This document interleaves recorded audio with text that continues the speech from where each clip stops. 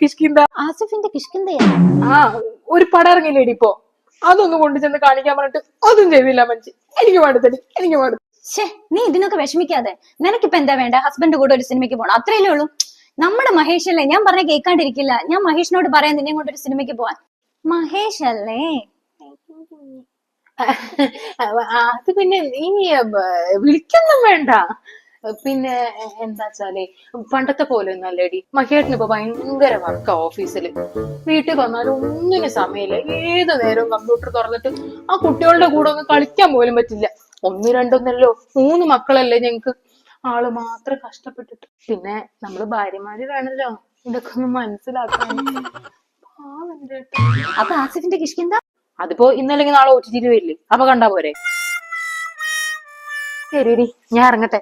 വൈകിട്ടൊന്ന് മഹിട്ടൻ പുറത്തു കൊണ്ടുപോവാന്ന് പറഞ്ഞിട്ടുണ്ട്. ഒരു മഹേഷിനെ വിളിക്കാൻ.